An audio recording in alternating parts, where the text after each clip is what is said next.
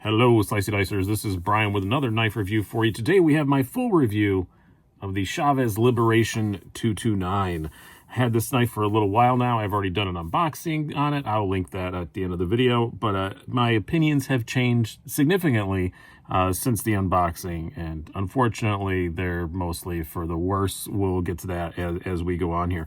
Chaves knives, they are pretty great. Most things about this knife are fantastic. There's just one thing that I'm kind of done with. As a matter of fact, this knife is sold. I'll tell you that at the beginning of the video. If you want to just not watch through everything to find out my opinion, yeah, I sold it after a few weeks of owning it, but not because of the reason you may think. Not because of the reasons I've complained about before with Chaves knives. But anyway, $320, not inexpensive, made by Riot, beautifully made, Bowler M390 steel. It has this more kind of normal blade shape than you see in a lot of Chaves. A lot of them are compound grinds. This is not. That's what attracted me to this Liberation design. I really like that. Slightly slimmer handle as well.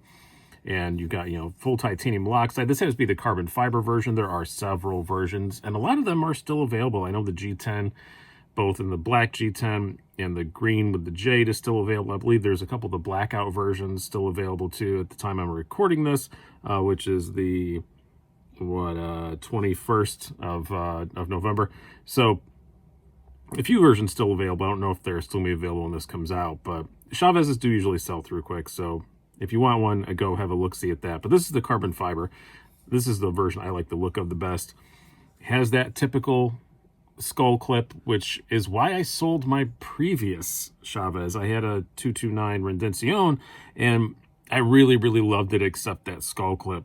And that's why I eventually sold it. But now the skull clip not only has grown on me a little bit, but my wife said she thinks it's cool. So that is not why this one is going away. That's not the reason why. I embraced the clip. I wish it wasn't there, but it doesn't horribly upset me nearly as much as it used to. But yeah, overall, pretty cool looking knife as long as you like that skull clip. Some people really hate it. I used to be one of them. I still don't love it, but there you have it. But just a really much more classic looking design with the Liberation than you are getting with the Rendition and the compound grinds. All right, let's do some specs and some size comparisons. You have a blade length of 3.5 inches. You have an overall length of 8.25 inches. Blade thickness of 0.17 inches. Handle thickness of 0.52 inches. And a weight, according to my scales, of 5.9 ounces dead on. Let's do some size comparisons. Bring our usual Spydercos. You have the Paramilitary 2. You can see very similar in size. This isn't a honking big knife. Some sites have the stats wrong, claim it's a 3.25 inch blade.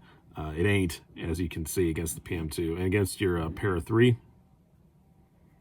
Oh, still got to scooch them up a bit more. Sorry about that. We're zoomed in a little bit here, but this is a pretty knife, so I like to do them a bit more zoomed in. And then a couple of our usual Benchmades. We have the Benchmade 940 and the full-size bug out. So you can see it's not a giant, stonking, huge knife. Compared against some other pricier, titanium-y kind of knives, I guess is the best way to describe them. Bring out your Hinder XM18 3.5 and the large Inkosi. So a little bit smaller even than the large Inkosi. Well, maybe, I guess about the same size. It's really hard to tell even from my angle. But yeah, roughly in that XM18 large Sebenza, large Inkosi size range. And then lastly, I guess just because it's in my pocket today and just to flex, Demko, the Demko 8020. So it's a little bit smaller than an 8020, which this is a knife that I carry all the time and find completely acceptable. So it's not the size that I don't like about it. We'll get to what I don't like about it. First of all, we'll get to something else I don't like. That is not one of the things I don't like about it. That I don't like about it is the blade. The blade is outstanding. M390, Riot, they do a good job. Pretty thin behind the edge. Not blazingly thin, but it was like 20 thousandths, not too bad. Like, 18, 19, 20 thousandths, somewhere in that range. Pretty thick blade stock, 0.17 inches. They claim it's a little less than that, but fairly slicey. Came very sharp out of the box. Has a sort of finger choil on it, but really not much. But you can get why they had to put that big choil on it to make it fit in this handle. And they missed. We'll talk about that as we go on. But really nice blade. I do like the much more conventional, just drop pointy blade shape more than their previous, Tanto, or what they call the drop point with the kind of compoundy grinds. Which honestly, there's hardly any difference between the two. But this one was a very unique blade shape. That's why I got it. I do like the blade. I do think they knocked it out of the park with that. Ergonomically, also pretty good.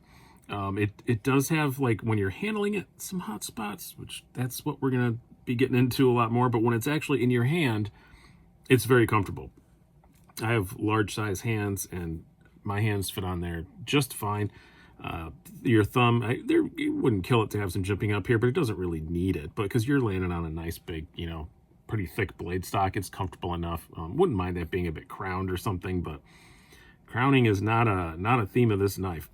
But ergos are pretty good. This pocket clip, no matter what you say about it, is very comfortable in the hand. I've never had a Chaves in my hand that I had a hot spot from the pocket clip. It is very well contoured. It's very comfortable. I do like the pocket clip a lot as far as that goes. But now, the carry. And unfortunately, that's where this knife falls on its face. First of all, and I guess primarily the worst part, I've had other people review knives complaining that the blade is too close to the handles and that you're going to cut yourself on it. I've never honestly ever had a problem with a lot of those knives that people say that about. This one, I haven't heard anybody complain about it, and I absolutely do, or more accurately did. When I sold this, I disclosed to somebody, I don't know if you can see, I had to round off the little heel a little bit because it was just so, I can still touch it, but now it's not sharp. But it definitely, I don't think it ever got me. It might have. I'll explain that in a second. But it was definitely going to. It was very sharp, and if your hand's sliding past in your pocket, there's a really good chance you're going to get yourself on it. Keep that in mind. It took me, 10 minutes with some sandpaper to just knock it off just a hair, just so that it wasn't a sharp thing that I was touching. But reaching it out of my pockets, this is why I'm saying I don't think it got me, but I don't know. When this knife is in your pocket, first of all, you have the skull sticking out, which a lot of people aren't going to like. It's fairly slim for its size. Again, as far as that goes, it carries well, but these edges up here are pretty sharp. Like, not going to cut you, but they're absolutely, definitely uncomfortable. And coincidentally, when I got this knife, I think I was playing with my cat, and I think he scratched my hand right here. Like, I think so, but now I'm almost kind of thinking it was the knife because I was carrying it a lot then. But anyway, the first few days I carried it, that little tiny cut on my hand, it was, ow! It hurt every time my hand went past this thing. It's just not comfortable. Then the cut healed. Still not comfortable. It's not a torture rack, but it definitely is one of the least comfortable knives to reach past in my pocket that I've ever carried. And it's kind of surprising because it doesn't have a flipper tab. It's not a pocket pecker or anything. Now, if you only carry your knife in your right front pocket, which I know a lot of people do, and probably especially a lot of people with a knife that's expensive, then you'll be fine. And don't worry about it. But for me, I do usually have something else in that pocket. It's honestly usually a nicotine vape, and I'm reaching in and out of my pocket a lot for that. So it's horribly annoying. And that's the primary reason why I sold it. Yes, it did have this little flaw here, which is nothing to look over. You can cut yourself on it. But I fixed that myself very, very quickly. But it's all these little sharp edges. And when you're just handling it, when it's closed and if you're just like picking it up and just moving, it's uncomfortable. It's sharp. All these corners, all of them are pretty sharp, and I don't understand the reasoning for that. I just don't get it. Round them off a little bit. If these corners were rounded off, even with that, I'd be keeping this knife for a very long time because I like so much else about it. The action is great. We haven't gotten to that yet. The action is fantastic. You have to be careful not to put your fingers on that lock bar because it is kind of easy to do that by reflex. But extremely drop shutty. Detent's perfect. The action is awesome. The blade is great. The ergos, when you're using it, are pretty good. That's, if just these corners were rounded off, I'd probably have one of these for a long time. And honestly, I don't remember my Rendition being like this at all. And it's not just because this is the carbon fiber version, because it's the carbon fiber side and the titanium side. Both are the same level of ouch. And yeah, I just don't get that. Even right here, that little choil thing's kind of sharp. Just if those corners were rounded off a little bit, I'd be keeping this thing. I don't mind the pocket clip anymore now that my wife said it's cool. You just do what your wife says is probably always the best idea anyway. But yeah, I may go back, and it did remind me of a lot of things I like about Chavez's, and now that the pocket clip doesn't bother me as much. Yes, I am giving this knife a pretty poor review, and I stand by that, but I probably will go back and try to obtain a Rendition like after the first of the year once my bills recover, from Christmas. But it's just, yeah, this particular one, though, the Liberation, I can't recommend it. That sharp little bit, and which is just, it's easy to fix, but it's kind of irresponsible. And then just all these sharp corners, I don't understand it. But I hope you guys have enjoyed this video. I've been Brian. Have a good one.